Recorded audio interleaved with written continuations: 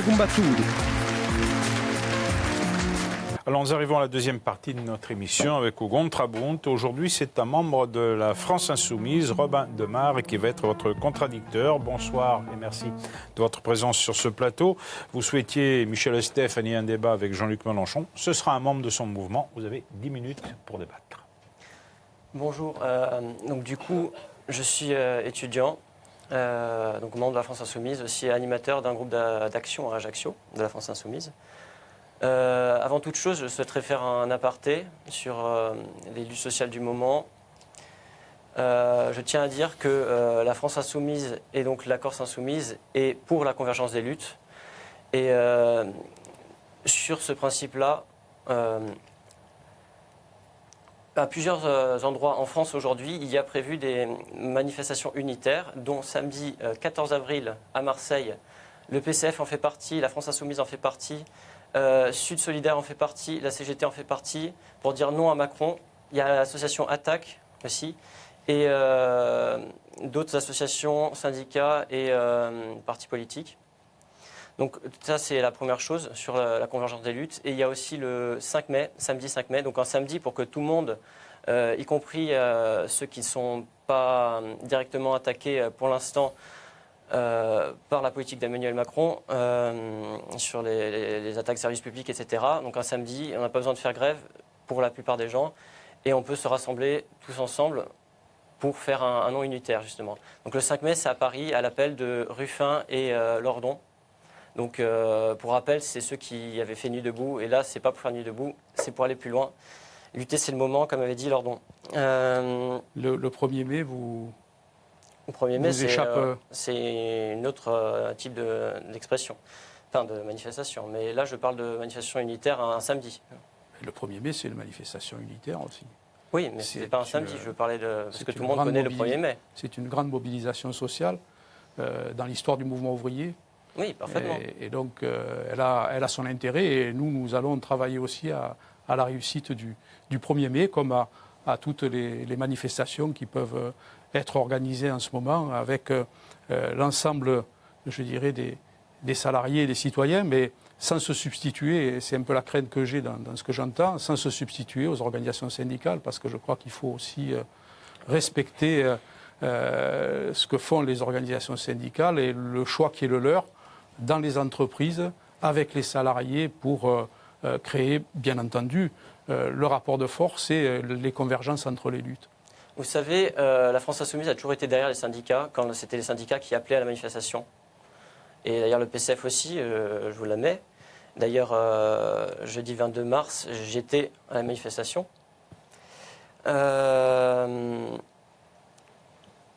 Après, l'histoire de la substitution aux syndicats, pour moi, elle n'est pas justifiée. Ce n'est pas ce qu'on essaie de faire. En aucun cas, on essaie d'être un syndicat. Non, mais j'alerte sur ce risque-là. Il est réel. Il est réel dans ce que j'entends et ce que je vois. Et il faut faire, me semble-t-il, très attention de ne pas faire éclater le mouvement qui est en train de se construire.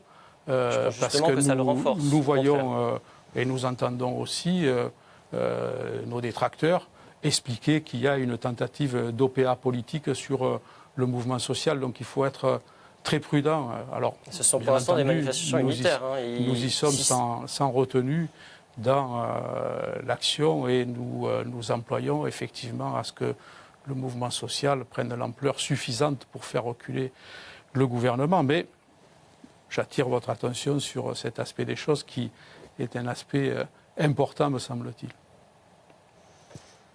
Le PCF en faisait partie. Du coup, je parlais à Marseille. Le PCF local fait partie de la manifestation, et donc il n'y a pas de prise d'OPA politique sur la manifestation. Le 14 avril, oui, j'ai entendu, oui. Mais voilà. Bon, ici, je tiens à préciser. Ici, c'est autre chose. Donc évidemment, il y a une attaque sans précédent sur les services publics, sur les acquis sociaux et nos droits sociaux aussi. Je m'accorde avec vous sur ce sujet-là. D'ailleurs, les services publics craquent. Dans les hôpitaux, ça tient que à nos personnels soignants, sinon ça serait déjà la dérive. Dans les EHPAD, il y a de la maltraitance du personnel sur sur les membres des EHPAD, parce qu'il n'y a pas assez de moyens et donc du coup ils doivent s'occuper à toute allure de leurs patients. Justice, pareil, pas assez de moyens, des réformes néfastes. Et donc, je voulais dire, ça suffit, la privatisation programmée du rail, qui va être aussi scandaleuse que l'a été la privatisation des autoroutes, donc au profit de certaines compagnies et pas du tout au profit des usagers, qui sera avec des prix du coup beaucoup plus élevés, comme on a vu par ailleurs, comme sur les autoroutes d'ailleurs. Ça suffit, les cadeaux aux plus fortunés, sans contrepartie, parce qu'on parle toujours de ruissellement, d'investissement qui va revenir, il n'y a aucune contrepartie. On sait très bien que ça va finir où ça, en bourse, puisque c'est ce que permet de faire aussi l'arrêt de l'impôt sur la fortune sur ces sujets-là. Ça suffit la division qu'on essaie de nous imposer par le gouvernement entre les travailleurs, les chômeurs, les salariés du public, du privé et les retraités et les employés. Et ça suffit aussi la privatisation des barrages hydroélectriques, qui sont un des gros régulateurs de l'énergie en Corse et en France, et partout dans le monde, et qui sont un des mécanismes principaux et plus importants pour la transition énergétique, ce qui m'amène à ma question. Quel est votre avis, celui du PCF, sur 100% renouvelable horizon 2050 ? Donc ça veut dire arrêt du nucléaire, arrêt du thermique, des énergies carbonées. Donc voilà ma question. Sur les énergies renouvelables, bien entendu, nous sommes favorables. Et je vous fais remarquer d'ailleurs que EDF aujourd'hui est en Europe un des principaux producteurs à partir de l'hydraulique d'énergie propre. Il y a ensuite, vous le disiez, le nucléaire, mais pour ce qui nous concerne, nous considérons qu'une sortie brutale du nucléaire est une vue de l'esprit. Compte tenu de ce que ça représente, à la fois sur la facture, je dirais, des consommateurs, mais aussi le nucléaire représente un grand impact sur la facture des consommateurs. D'un point de vue technologique, mais c'est grâce aussi à la production nucléaire que nous sommes encore dans notre pays, même si les tarifs augmentent démesurément dans des proportions qui sont inférieures à ce qu'on peut constater par ailleurs en Europe. Mais là, les factures vont exploser avec le grand carénage sur le nucléaire, de remettre au goût du jour les centrales qui auraient dû s'arrêter parce qu'elles arrivaient en fin de vie. Si nous examinons par exemple ce qui se passe en Corse, parce qu'il faut aussi un peu parler de la Corse, me semble-t-il, lorsque vous avez la programmation pluriannuelle de l'énergie qui représente 3 milliards, ça nous ramène à la question de la solidarité nationale, et que dans ces 3 milliards, vous avez 1 milliard qui sont mis à disposition de la Corse pour renouveler le parc de production thermique sur Luciana, sur Ajaccio, et en même temps réaliser, le gazoduc, eh bien, vous aurez une production à partir du gaz qui sera nettement plus propre. Donc, je crois qu'il faut prendre, nettement plus propre.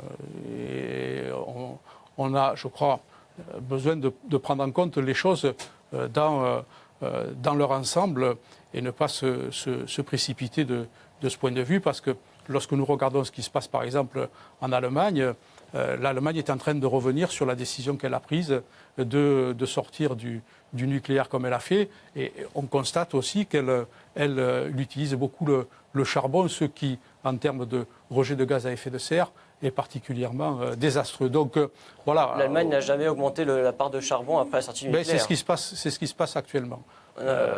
Non, c'est une intox. Ah bon, c'est une intox, alors ça va, si vous le dites. Je peux vous le confirmer avec les chiffres. Leur part de charbon n'a pas diminué, mais il n'a pas augmenté depuis la sortie du nucléaire. Oui, mais donc il y a d'autres problèmes. D'ailleurs, leur part d'énergie renouvelable augmente tous les jours, et beaucoup plus qu'en France d'ailleurs, parce qu'ils ont fait des investissements.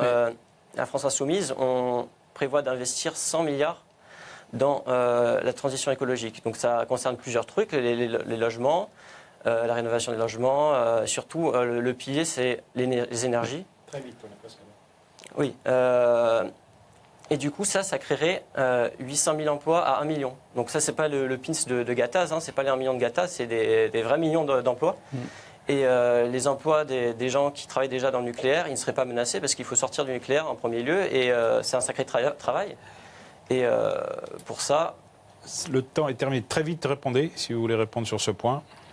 Non, je regrette qu'on n'ait pas suffisamment parlé de ce qui se passe dans notre région. Ça aurait été intéressant de connaître vos positions après les déclarations de Jean-Luc Mélenchon et du soutien qu'il a apporté d'ailleurs à la majorité régionale à l'occasion des dernières élections territoriales. En tout cas, ce qu'il a dit le prêtait à le croire. Eh bien, nous arrivons à la fin de ce débat. Merci beaucoup. Mes deux confrères vont regagner leur place pour la dernière partie de Contraste consacrée au débriefing.